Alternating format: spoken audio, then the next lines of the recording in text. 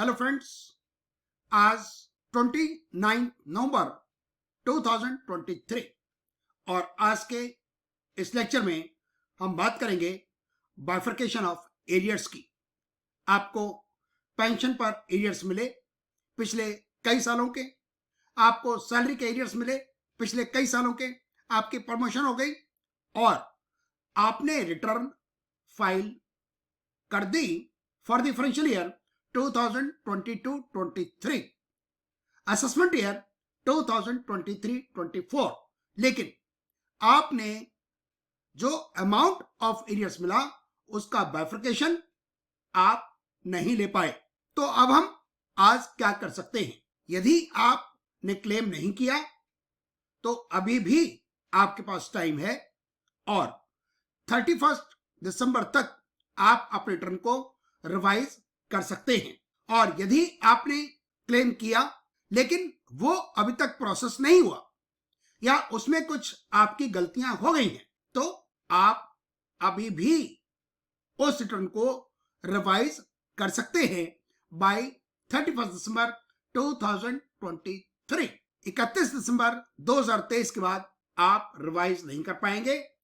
Return updated तो हो सकती है जिसमें टैक्स और दिया जा सकता है, लेकिन रिफंड का क्वेश्चंस नहीं होगा। जब आपको एरियर्स मिलते हैं तो उसका बाइफर्केशन करना कोई इलीगल नहीं है। ये एज पर लॉ है, as per income tax provisions है, सेक्शन 89 होता है। हमने एक केस किया जिसमें 31 जुलाई 2023 को रिटर्न फाइल कर दी गई और 17 दिन के बाद 17 अगस्त को हमने रिटर्न को रिवाइज किया। हमने सेक्शन 89 का रिलीफ लिया और उसमें रिलीफ का अमाउंट हमारा था 8,11,702 रुपीज। ये सज्जन, ये हमारे कुलीग रिटायर हुए राजधानी कॉलेज से और इनका रिफंड विद इन 7 वीक्स,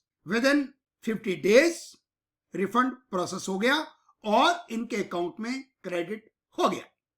जितना हमने रिफंड क्लेम किया पूरा का पूरा रिफंड मिला, प्लस उस पर इंटरेस्ट भी मिला। 1 अप्रैल 2023 से लेकर अक्टूबर तक के महीने का, और वो इंटरेस्ट मिला हमें 27,000 से ऊपर। वो बात अलग है कि जब हम फाइनेंशियल ईयर 23-24 की आईटीआर फाइल करेंगे तो हमें इस पर टैक्स देना होगा। ये हमारी इनकम होगी और 4 अक्टूबर को हमारे अकाउंट में क्रेडिट हो गया अमाउंट 8,38,760 रुपीज।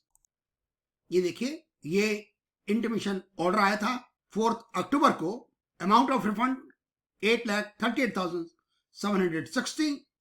आईटीआर 2 रिवाइज्ड और रिवाइज की गई 17 अगस्त को और रिफंड का इंटीमेशन आ गया 4 अक्टूबर 2023 को। और यह है रिलीफ अंडर सेक्शन 89, 8,11,702 रुपीज। ये हमने क्लेम किया था, हमारा एज इट इज हो गया। इंटरेस्ट मिल गया हमें 27,065 और जब हमने ओरिजिनल आईटीआर फाइल की थी तो हमारी रिटर्न प्रोसेस हो गई थी और उसमें 1,920 रुपए ऑलरेडी हमें रिफंड मिल गया था। तो इसलिए नेट अमाउंट हमें मिला 8,38,760। यदि आपको एरियर्स मिले फाइनेंशियल ईयर 2023-24 के अंदर तो आपको अभी से रिलीफ के लिए तैयारी कर लेनी चाहिए और रिलीफ क्लेम करना आपके पास एक चॉइस है।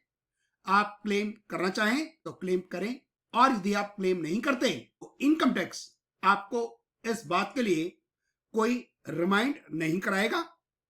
और यदि आपकी इनकम 50 लाख से ज्यादा है तो सरचार्ज तो लगेगा 10%, और यदि इनकम आपकी 1 करोड़ से ज्यादा है तो सरचार्ज लगेगा 15%।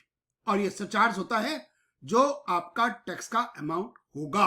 जब आप बाइफर्केशन करते हैं जो सरचार्ज का अमाउंट है वो आपका वापस हो जाता है। हेल्थ एजुकेशन सेस लगता है इनकम टैक्स प्लस सरचार्ज के बाद।